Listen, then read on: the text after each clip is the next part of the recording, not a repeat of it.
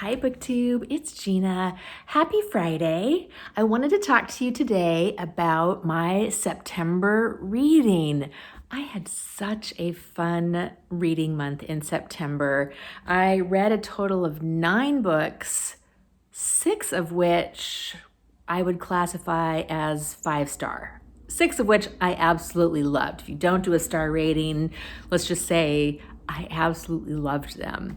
And I wanted to talk to you about them. I'm probably not going to talk about my non-5-star books. I'm just going to focus today on the 6 that I read that I loved.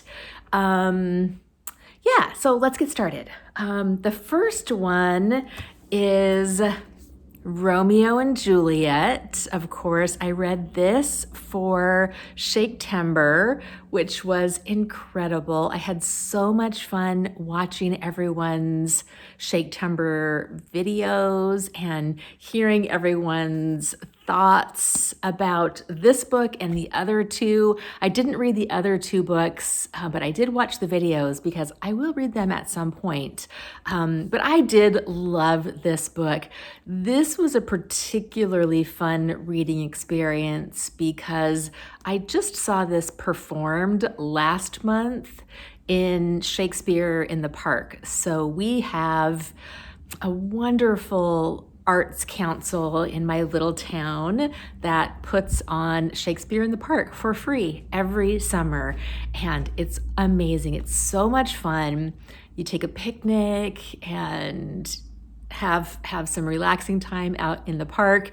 It's a free performance. It's a low budget performance. It was really fun though, because we got there a little bit early and we were watching the actors get ready and get kind of set up. They were practicing some of their sword fights, which were choreographed really, really well, really, really fun to watch.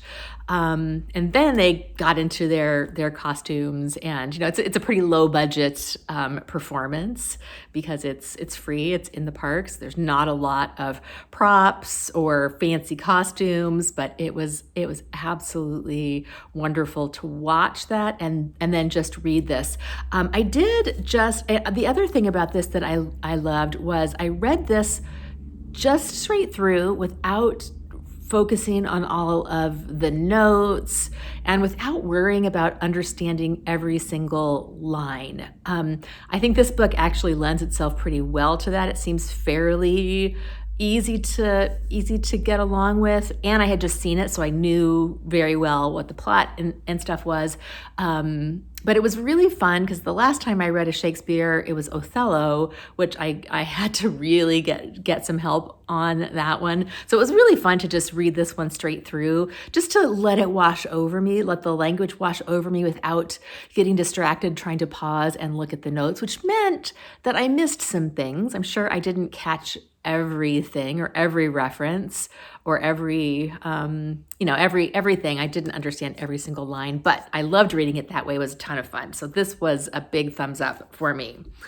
Next, I also read Jane Eyre by Charlotte Bronte. I loved this book. This book is so much more in depth, so much richer than I was thinking it was going to be. I've seen the miniseries, so I knew the plots. It was interesting to read this for the first time, already having a fairly good understanding of what the plot was.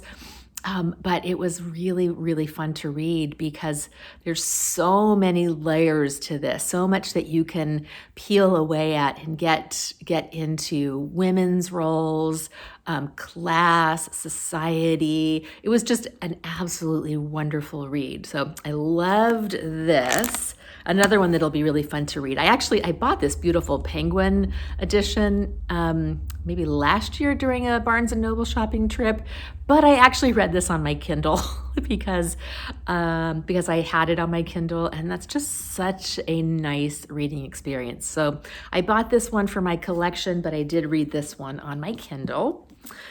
The next 2 I've already talked about, so these will look familiar.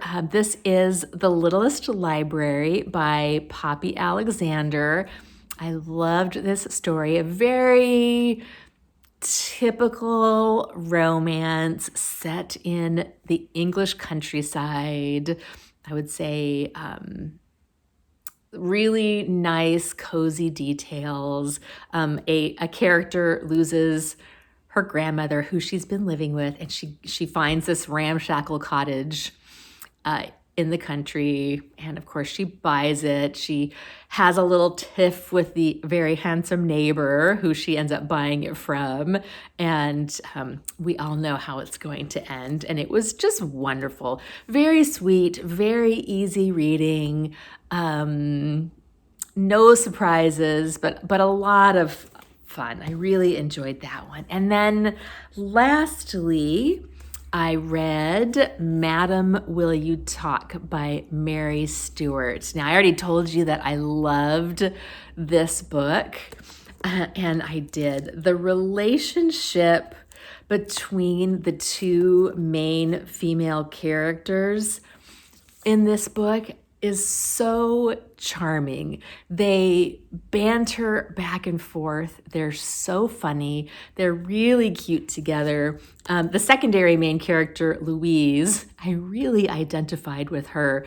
The two ladies go on a holiday together, and one wants to go see all the sights and keep moving, and the other one, Louise, just wants to sit underneath a tree and read and drink grape juice and relax. And I really identified with her. So I loved the relationship between the two ladies. This, I would say, it's got a little bit of a romance, which is kind of odd because, sometimes in these romances, it takes them a day and they're madly in love. It's a little unrealistic, but a little suspense, a little car chase through the countryside, which was really fun to read. And just, a lot of fun. Mary Stewart, I think, is going to be one of my new favorite authors. I've bought a few other of her books. I've read Rose Cottage. I'm going to start looking for 9 Coaches Waiting because I've gotten lots of recommendations for that one. And what's the other one? The Ivy.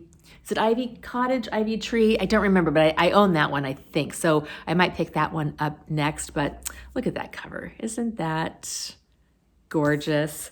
So the setting is the south of France.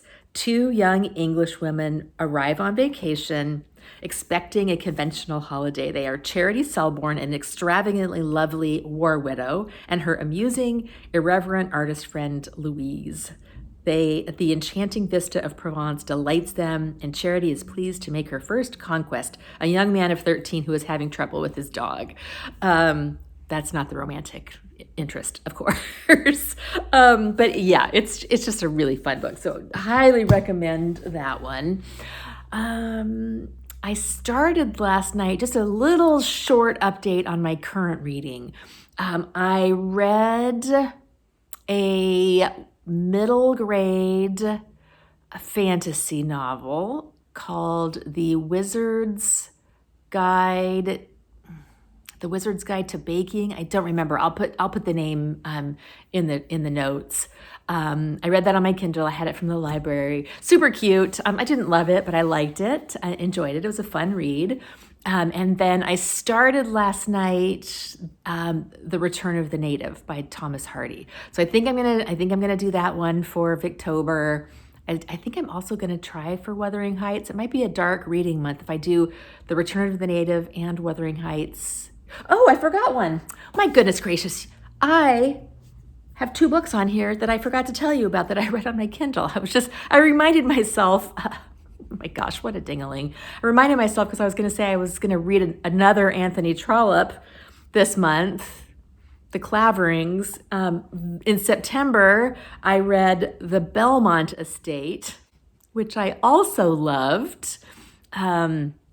a pretty typical, again, a pretty typical romance, which was interesting coming from Anthony Trollope. Love triangle, conflict with a happy ending, which I loved the book. The ending was a little quick, but I loved it.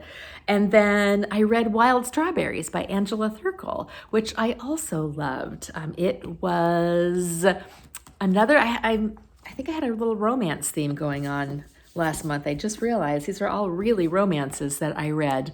Wild Strawberries, a rich family, a privileged family. They got a little irritating sometimes. There was a couple of shocking racist comments that I think unfortunately were fairly typical of the day. But regardless of that, I really loved the story. I loved the setting, and it was just a lot of fun. So another Angela Thirkell that I loved. All right. Sorry, this was very jumpy and I forgot my other two Kindle books that I read. But that is it for me. I'll talk to you next time. Bye.